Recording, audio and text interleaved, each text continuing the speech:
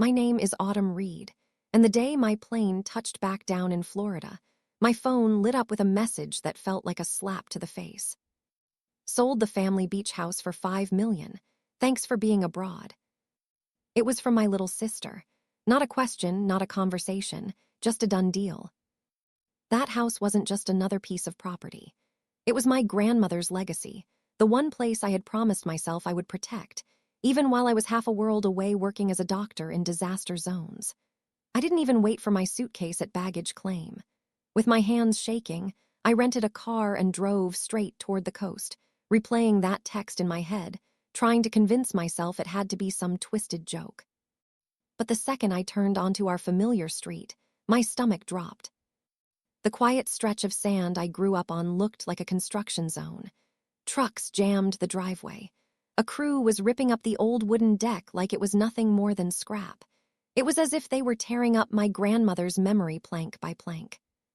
I slammed the car door, walked straight up the path, and shouted over the noise, "Hey, what are you doing to my house?" The man in the hard hat barely bothered to look at me. He just kept barking orders at his workers. To them, I was just some random woman yelling at a job they'd already been paid to finish. Then I saw her. Someone in a crisp blazer walking toward me, clipboard in hand, wearing that polite, professional smile people use when they're absolutely sure the paperwork is on their side. In that instant, I knew this wasn't a prank. Somewhere, in some stack of documents, my sister had used my name to erase me. When family mixes love with greed, people think the horror story starts with a ghost. But sometimes it starts with a text. And those official papers, they were the reason a sheriff would later stand in this same house and tell my sister, "Ma'am, you're under arrest for fraud." The woman in the blazer stopped a few feet away and looked me over like I was a problem she hadn't scheduled. "Can I help you?" she asked, calm but guarded. "Yes, you can stop tearing apart my grandmother's house. This property belongs to my family," I said, lifting my chin. She blinked, then glanced back at the construction crew, as if calculating how much time this interruption was going to cost her. "This property was purchased 6 weeks ago. We have a recorded deed and a full sales contract. Who exactly are you?" "I'm the owner," I shot back. "My name is Autumn Reed." Something flickered behind her eyes. She tucked the clipboard to her chest and motioned me toward the porch, away from the noise. "Look, I don't want a scene," she said quietly. "My husband and I wired $5 million for this place. We were told the sale was urgent, that the other heir had already signed everything from overseas." My stomach twisted. "The other heir?" "Your sister," she answered, carefully. "She told us you agreed you were too busy on humanitarian missions to handle the paperwork yourself." Hearing those words, from a complete stranger, felt worse than the text. It was like my sister had taken my entire life story, my work, my absence, and turned it into a sales pitch. The woman opened a leather folder, just enough for me to see the top page. There it was, my full legal name in bold. Autumn Elizabeth Reed above a line labeled seller. And beneath it, a smooth, confident signature, my signature, the same strokes I'd used on medical licenses and passport forms, down to the tiny curve at the start of the A. Only one problem. I had never signed that contract. In that moment, everything clicked. If that fake signature had made it onto a deed, that meant the county, the bank, the lawyers, all of them believed I had willingly sold my grandmother's legacy. And if everyone believed that lie, then my sister's little text wasn't just a betrayal. It was a crime with my name printed on it. I forced my voice to stay calm. "If that's really my signature," I said slowly, "then someone is in a lot of trouble, and you and I are both about to find out exactly who." I left before I did something I couldn't take back in front of the workers. My hands were still shaking as I drove to the county courthouse. That image of the leather folder burned into my brain. If my name really sat on those documents, I needed more than outrage. I needed proof. Inside the records office, harsh fluorescent lights buzzed overhead while a clerk typed my information into her computer. "You're looking for the deed transfer on the Reed Beach property?" she asked. I nodded. Anything related to its sale in the last year, and I need copies. A few minutes later, she handed me a thin stack of papers like they were nothing special. To her, they were routine. To me, they felt like evidence in a murder trial. Only what had been killed wasn't a person. It was my trust. I stepped aside and flipped through the pages. There it was, the purchase and sale agreement. Seller, Autumn Elizabeth Reed. Buyer, Washington Family Holdings LLC. My chest tightened as my eyes dropped to the bottom. On the signature line was my name, written in fluid strokes that looked exactly like mine.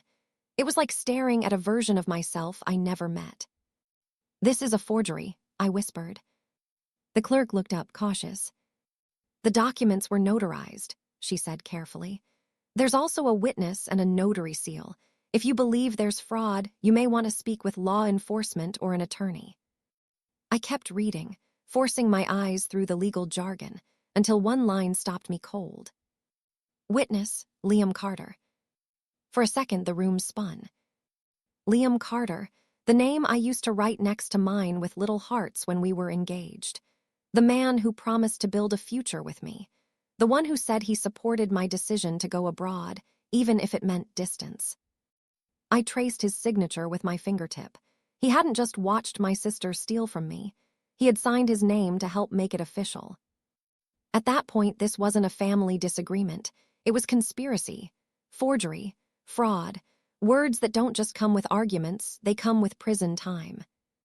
I took photos of every page, every seal, every signature. My movements were precise now, almost clinical. One thought cut through the noise in my head. My sister hadn't done this alone. And the next time I saw her, I wouldn't just bring anger. I'd bring proof. I didn't go straight back to the beach house. Exploding there in front of a construction crew wasn't going to help. I needed a witness, someone who knew us, who could see Samantha clearly when her mask slipped. So I texted my oldest friend. "I'm back. It's about the beach house. I need you." Her reply came instantly. "Come over now." Emily opened her front door before I even knocked. "You look like you haven't slept in days," she said, pulling me into a quick hug. "What's going on?" I spread the courthouse copies across her dining table. "Samantha sold the beach house without me," I said. "These are the papers. That's my signature, except it is." Emily leaned in, scanning the pages, her brows knitting together. "You're sure you never signed any remote power of attorney? Nothing that let her act on your behalf?" "I'm a doctor, not an idiot," I snapped, then immediately softened. "Sorry, I would never sign away that house." Before Emily could respond, the front door swung open. Samantha walked in like she owned the place. Sunglasses on her head, phone in hand, the same casual confidence she always wore when she thought she was the smartest person in the room. "You texted me. Emergency," she said to Emily. Then she saw me, her smile froze. "Wow, look who finally came home." I slid one of the contracts toward her. "You want to explain this?" For a split second, I saw real panic in her eyes. Then she rolled them and laughed. "Oh my God, is that all? I thought someone had died. Autumn, you're being dramatic. We sold the house. It was falling apart, and you're never even here." "Wait," I repeated. "You mean you sold it using my name?" "You signed digital forms," she insisted. "Remember those documents I emailed you months ago? You told me to handle it." "Those were tax forms," I said, my voice turning to ice. "Not a $5 million sale." Her tone sharpened. "I did what was best for us. We're drowning in student loans, medical bills, repairs. Don't pretend this is all about you." "Where's the money, Sam?" I cut in. She crossed her arms. "Invested, managed, it's complicated, you wouldn't understand." Emily cleared her throat and pointed at the page. "If this was all legit, why is there a notarized witness signature from someone who clearly wasn't there?" Samantha's eyes flicked down. I followed her gaze to the witness line. "Liam Carter." Emily frowned. "Who is Liam?" I felt the room shrink. "He's my ex," I said slowly. "The man who once promised to marry me, and apparently the man who watched my sister sign my name on a contract I never saw." The color drained from Emily's face. Samantha's confidence wavered. I gathered the papers back into the folder, one piece at a time. You didn't just cross a line, Sam. You broke the law. And if you think I'm going to let this slide because we share DNA, you have no idea who you just picked a fight with. 2 days later, we met at the beach house. Her idea. Let's talk where it all started, she'd texted, like this was some sisterly heart-to-heart instead of a felony. I didn't come alone. I brought Emily. I'd already emailed the documents to an attorney and to the sheriff's office, just in case this conversation went exactly where I thought it would. The construction crew had paused everything until the ownership mess was sorted out. The house looked wounded, half-finished repairs, exposed beams, plastic sheeting flapping in the ocean breeze. It felt like our grandmother's ghost could have stepped out at any moment and demanded to know what we'd done. Samantha waited in the gutted living room, arms folded, tapping her foot. She looked more tired than I'd ever seen her. No flawless makeup, no designer armor, just shadows under her eyes and an edge of desperation. Can we be adults about this? She finally asked. Adults don't forge signatures, I replied. Adults don't steal houses. She rolled her eyes, but still didn't quite meet my gaze. You're blowing this out of proportion. I had everything under control until you decided to turn this into a federal case. You committed a case, Emily muttered under her breath. I set the folder on the counter between us. Here's what I know. You sold the beach house for $5 million. You used my name and a forged signature. You roped in Liam as a witness. You misled the buyers, so I'll ask one more time. Where is the money? Samantha's jaw tightened. She stared past me at the unfinished wall. Gone, she whispered. My stomach lurched. What do you mean, gone? Debt's okay, she snapped. Do you have any idea what it's like drowning in credit cards, failed businesses, people calling nonstop? I paid off everything. Some of it was mine. Some of it was Liam's. Some of it belonged to people you really don't want to owe. She let out a bitter laugh. $5 million doesn't go as far as you think when you're putting out fires. You stole a house to clean up messes you never told me about, I said, stunned. You could have come to me. I would have helped you plan, negotiate, find a way that didn't involve crime. You're always flying off to save strangers, she shot back. But I'm your sister, and I was right here. You didn't see me drowning. Her words hit hard, but they didn't erase what she'd done. You never asked for help, I said quietly. You helped yourself to what wasn't yours. Her shoulders sagged. If you report this, I lose everything, she said. My job, my license, my reputation. I could go to prison. You should have thought about that before you signed my name, I answered. Emily shifted beside me. Sam, she already has proof. This doesn't vanish because you're scared now. Samantha stepped closer, voice dropping into a frantic whisper. Autumn, please, we can fix this. I'll pay you back. I'll sign whatever you want. Just don't drag the law into this. For a moment, I saw us as kids, sleepovers in this living room, whispered secrets on the porch, promises over melting ice cream. Then I remembered the text. Thanks for being abroad. Like she'd counted on me being too far away to fight back. It's already bigger than you and me, I said. The buyers, the bank, the county, they were all lied to. This isn't a family favor, it's fraud. Outside, a car door slammed. Emily's eyes flicked to the window. Autumn, she murmured, I think your decision just pulled up. Heavy footsteps approached the doorway. A uniformed deputy stepped inside, followed by a man in plain clothes with a badge on his belt. The air shifted from tense to electric. Miss Reed, the man with the badge asked, looking at me. I'm Sheriff Daniels. You filed a fraud report regarding this property. Samantha's head snapped toward me. You already called the sheriff. I told you this was bigger than us, I said, steady. Yes, Sheriff, I'm Autumn Reed. He nodded and held up a tablet. We've reviewed the documents you emailed, plus the original filings from the recorder's office. We also spoke with the buyers, the notary, and Mr. Liam Carter. At Liam's name, Samantha flinched. The sheriff turned to her. You must be Miss Samantha Johnson. She tried to stand tall. This is just a misunderstanding. Families handle things informally all the time. This goes beyond informal, ma'am, he replied calmly. We have a notarized deed and sales contract signed under your sister's name. The notary states she never met Dr. Reed in person and relied solely on identification and assurances provided by you. Mr. Carter admits you told him your sister had authorized the sale, but he never actually saw her sign. Color drained from Samantha's face.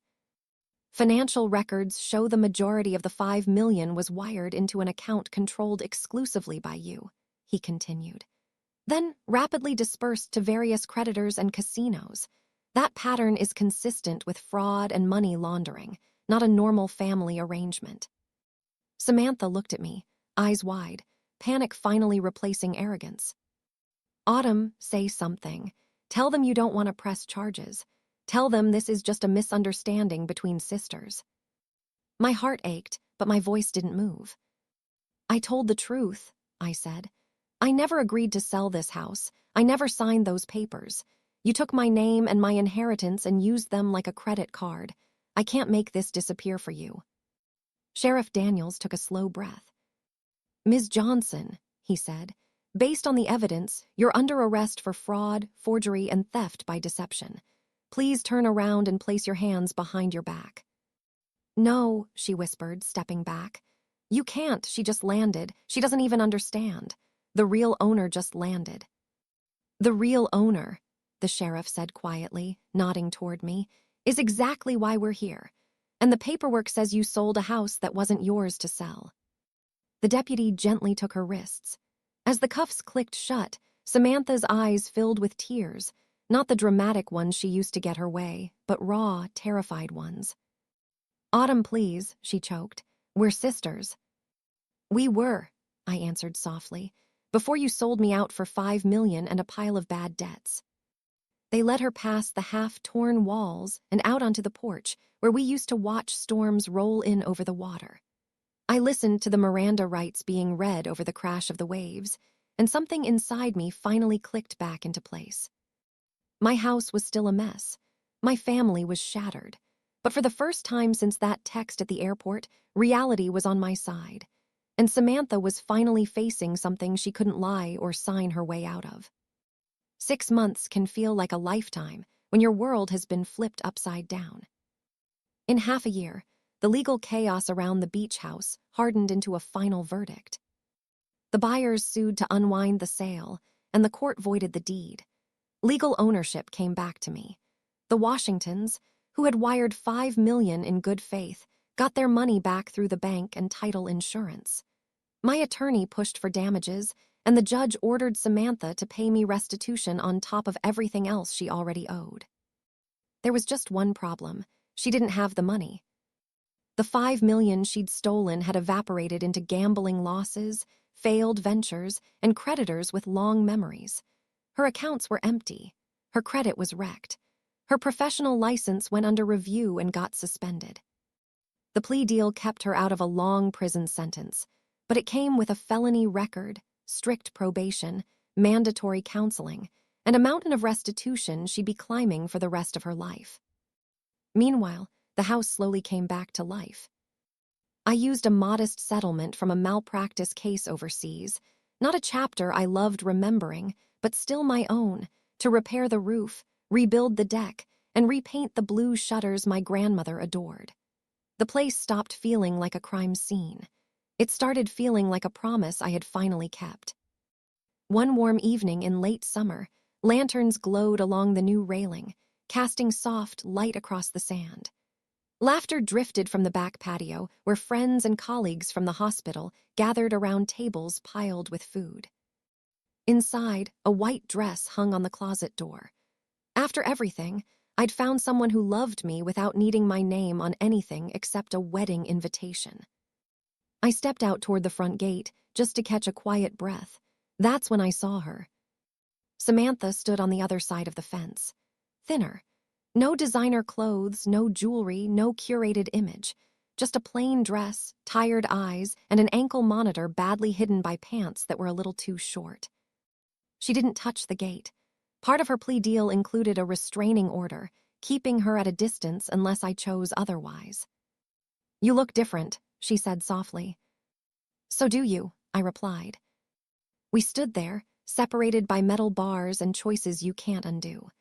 Behind me, someone called my name, followed by a burst of laughter when the music switched to an old song from our childhood. "I heard about the sentence," I said. "How's community service?"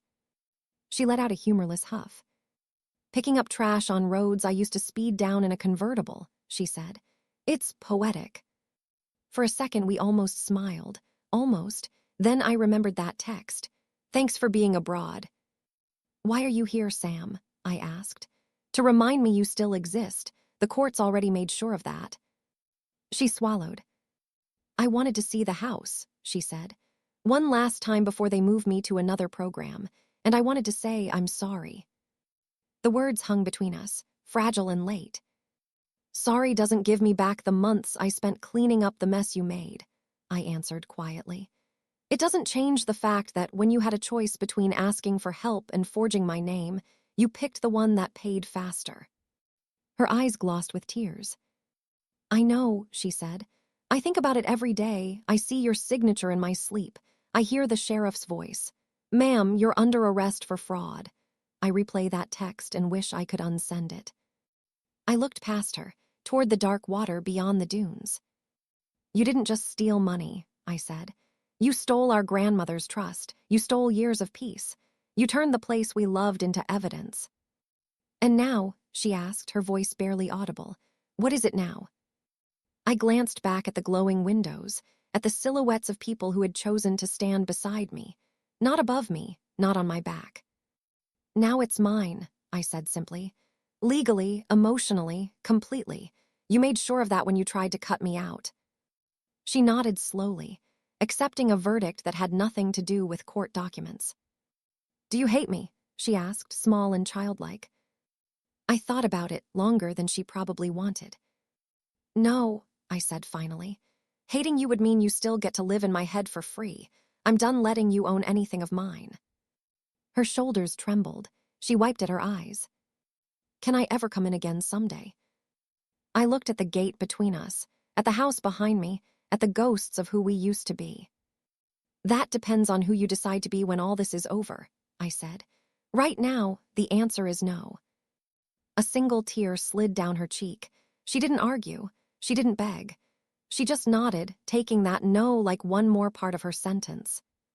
As she turned away, the porch lights flared a little brighter behind me, spilling warmth across the sand inside the fence, but not quite reaching her. I watched my sister's shadow stretch and thin as she walked away from the house she'd tried to sell out from under me. Hands empty. Future uncertain. Then I closed the gate, turned back toward the laughter and the light, and stepped fully into the life she once tried to rewrite with a forged signature and a careless text.